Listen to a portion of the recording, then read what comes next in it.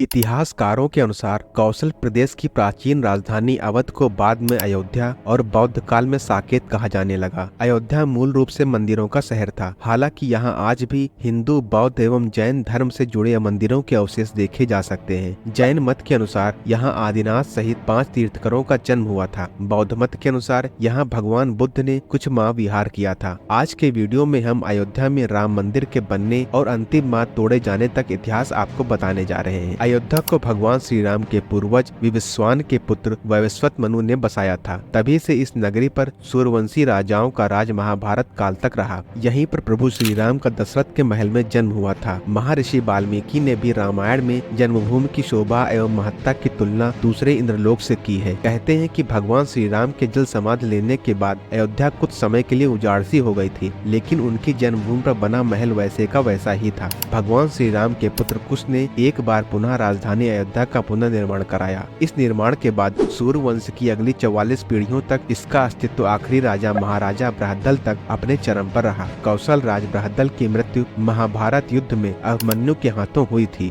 महाभारत के युद्ध के बाद अयोध्या उजड़ सी गई, मगर श्री राम जन्मभूमि का अस्तित्व फिर भी बना रहा। इसके बाद यह उल्लेख मिलता है कि ईसा के लगभग 100 वर्ष पूर्व उज्जैन के सकृति सम्राट विक्रमादित्य एक दिन आखेट करते करते अयोध्या पहुँच गए। थकान होने के कारण अयोध्या में सरयू नदी के किनारे एक आम के वृक्ष के नीचे वे अपनी सेना सहित आराम करने लगे। उस समय यहाँ घना जंगल था, कोई बस्ती भी यहाँ नहीं थी। महाराज विक्रमादित्य को इस भूमि में कुछ चमत्कार दिखाई देने लगे। तब उन्होंने खोज आरंभ की और पास के योगी व संतों की कृपा से उन्हें ज्ञात हुआ कि यह श्री राम की अवध भूमि है। उन संतों के निर्देश से सम्राट ने यहाँ एक भव्य मंदिर के साथ ही कूप, सरोवर, महल आदि बनवाए। कहते हैं कि उन्होंने श्री राम जन्मभूमि पर काले रंग के कसौटी पत्थर वाले 84 स्तंभों पर विशाल मंदिर का निर्माण करवाया था। विक्रमादित्य के बाद के राजाओं ने समय समय पर इस मंदिर की देखरेख की। उन्हीं में से एक शुंग वंश के प्रथम शासक पुष्यमित्र शुंग ने भी मंदिर का जीर्णोद्धार करवाया था। पुष्यमित्र का एक शिलालेख अयोध्या से प्राप्त हुआ था, जिसमें उसे सेनापति कहा गया है तथा उसके द्वारा 2 अश्वमेध यज्ञों के किए जाने का भी वर्णन है। इतिहासकारों के अनुसार 600 ईसा पूर्व अयोध्या में एक महत्वपूर्ण व्यापार केंद्र था। इस स्थान को अंतर्राष्ट्रीय पहचान 5वीं शताब्दी में ईसा पूर्व के दौरान तब मिली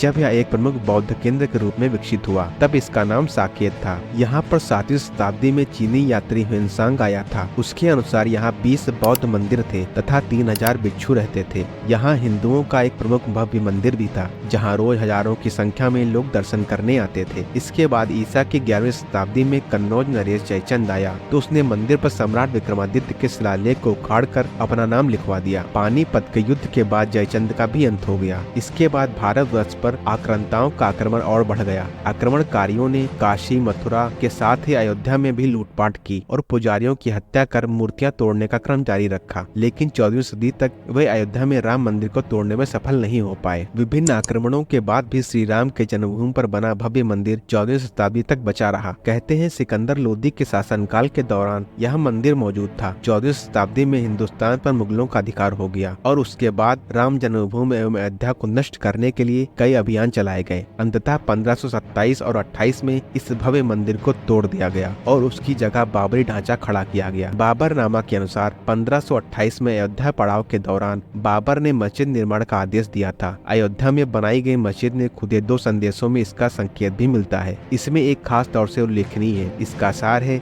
जन्नत तक जिसके न्याय के चर्चे हैं। ऐसे महान शासक बाबर के आदेश पर दयालु मीर बकी ने फरिश्तों की इस जगह को मुकम्मल रूप दिया। हालांकि यह भी कहा जाता है कि अकबर और जहांगीर के शासनकाल में हिंदुओं को यह भूमि एक चबूतरे के रूप में सौंप दी गई थी, लेकिन क्रूर शासक औरंगजेब ने अपने पूर्वज बाबर के सपने को पूरा करते हुए यहाँ भव्य मंदिर का निर्माण कर उसका नाम बाबरी मस्जिद रख दिया था।